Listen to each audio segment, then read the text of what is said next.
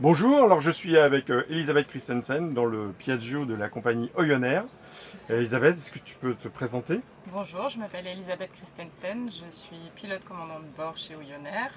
Je suis sur le Piaggio Avanti depuis une dizaine d'années. Je suis la première femme pilote sur cet avion au monde.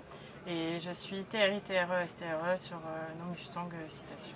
Alors, TRI, TRE, ça parle aux gens Je suis, informés, c'est vrai. mais ça veut dire quoi TRI, Je TRE? suis instructeur, examinateur et senior examineur, on appelle ça. Donc j'ai déjà un statut senior.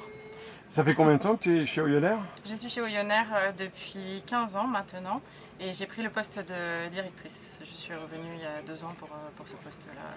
Alors, quel est le fonctionnement? Que fait Oyonnax? Oyonnax, c'est du vol organe et du rapatriement sanitaire. On fait en moyenne 600 vols organes par an et 600 rapatriements sanitaires également. On fête notre 8 millième organe sur ce salon depuis 2007. D'accord. Et alors, qu'est-ce qui a fait que tu es venu chez Oyonnax? Je suis venue chez Oyonnax parce que je cherchais du travail. Dans mon parcours, j'ai connu une période de chômage d'une petite année. Et il y avait une annonce, je cherchais un commandant de bord et j'ai passé la tête par là. J'ai rencontré le CEO qui m'a dit que mon profil pourrait correspondre, comme j'avais fait du Dash 8 Q400 avant. Et ensuite, j'étais embauchée en étant la première femme pilote chez Oyonnax, commandant de bord. Alors ça, c'est ton parcours aujourd'hui. Est-ce que tu peux nous parler un peu de ton parcours avant? Qu'est-ce que tu as fait? D'où ça vient cette passion de l'aviation? J'ai fait un baptême de l'air à 16 ans, je suis descendue de l'avion et j'avais décidé que ce serait mon métier.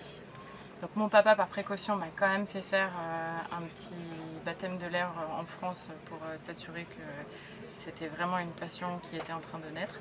Donc après, j'ai fait tout un parcours en commençant par le brevet de base. J'ai ensuite passé mon brevet de pilote privé. Après avoir eu mon brevet de pilote privé, mon papa a passé le sien aussi.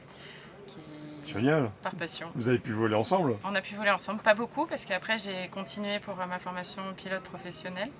Et à la partie professionnelle, je suis partie à Perpignan, dans une école qui n'existe plus. Qui n'existe plus aujourd'hui, qui s'appelait le CROFOP, qui était Exactement. une université, une école C'est universitaire. ça, avec mon responsable pédagogique qui était Gérard Pic à l'époque. Un type très connu dans le milieu. Un grand bonhomme. Et donc j'ai passé tous mes certificats là-bas. J'ai ensuite poursuivi le parcours en allant chez Envol 2001 à Arcachon pour faire toute ma partie CPL hier.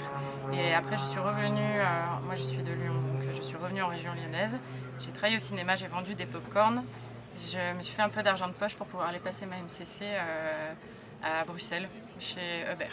Ah oui, chez Aubert, Chez d'accord. Uber. Ensuite, je suis sortie de tout ça, je suis revenue sur Lyon et un jour, on m'a appelé en me disant qu'est-ce que tu fabriques ce soir? Ben, rien.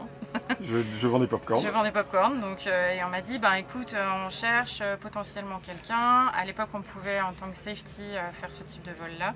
On parle d'il y a une petite vingtaine d'années. Et on m'a dit si tu veux venir, je t'emmène et on va faire s'il y a un vol organe ce soir, tu pars avec moi. J'ai dit ok, je suis donc partie en vol toute la nuit et retournée vendre mes pop-corn le lendemain. Donc c'était un petit peu. Là, tu étais déjà CPL, IR, MEO, MCC? J'étais CPL, IR, MEO, MCC, MCC, MEO, tout le parcours. Donc voilà, et ça a lancé mon petit bout de carrière. Je suis rentrée chez Jetfly sur PC12. J'ai passé deux années. Après ça, j'ai continué mon cursus. J'ai rencontré des gens de chez Flybaboo, qui était une compagnie suisse. Mais oui, je me souviens de Flybaboo, oui. Sur Dash 8. Oui, absolument. Voilà. Oui, j'avais fait un papier sur Flybaboo. Et voilà. J'ai fait 3 ans chez Flybaboo sur le Dash 8. Et après ça, la boîte a périclité. Et j'ai passé une petite année, ma petite année au chômage. Et puis à l'issue de ça, j'ai rencontré mon patron qui va chercher quelqu'un. Alors, est-ce que ça a été difficile d'être une femme pilote?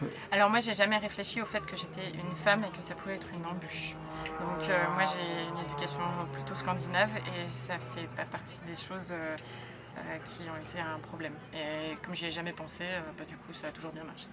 D'accord. Aujourd'hui, tu as combien d'heures? Aujourd'hui, j'ai 5000 heures de vol. D'accord. Et t'as quel âge? J'ai 43 ans. Bon, allez, on va dire que tu ne les fais pas quand même. Merci. Quelles seraient les qualités qu'on pourrait attendre de quelqu'un qui veut être pilote? Je pense qu'il faut savoir écouter, il faut savoir travailler en équipe, il faut une maîtrise de l'anglais, elle est indispensable aujourd'hui. Et il faut des gens motivés. La passion, c'est pas quelque chose qui s'invente. Si la passion est pas là, c'est pas le bon job. Si la passion est là, on peut abattre tous les murs. D'accord. Et est-ce que ça t'a paru difficile, la TPL théorique, toute la partie des 14 certificats? Je me suis donné les moyens. On habitait tous dans le même immeuble. On est tous en contact encore de cette époque-là. On était 5 et en fait, on a tous travaillé ensemble. Donc ensemble, on abat des montagnes. Bon, alors Oyoner, c'est une compagnie un peu particulière quand même. Il y a un taux de féminisation parmi les pilotes assez exceptionnel, voire peut-être même unique au monde. Oui, au Yoner, on est 30 pilotes, 10 femmes, donc 30% de nos effectifs. Bon, je présume que tu dois être une ardente militante pour que les femmes viennent piloter aussi. Oui, mais les hommes aussi. Je suis convaincue que la mixité dans notre milieu, c'est ce qu'il nous faut et c'est ce qui nous fait avancer tous ensemble et c'est ce qui donne une très bonne dynamique. C'est quoi l'avenir d'Elisabeth Christensen? Rester le plus longtemps possible chez Oyoner? Oui, avec une évolution, un changement, peut-être des changements de flotte, changements d'avion. Vous avez quoi d'autre comme avion dans On a la des compagnie? Piaggio et des Mustang. On a 2 types d'avions aujourd'hui et on a un Stamp ULM. Bon, je pense on a tous bien compris qu'on avait rencontré quelqu'un d'exceptionnel. Merci. Merci à toi, bonne fin de journée et bonne fin de salon. Merci beaucoup.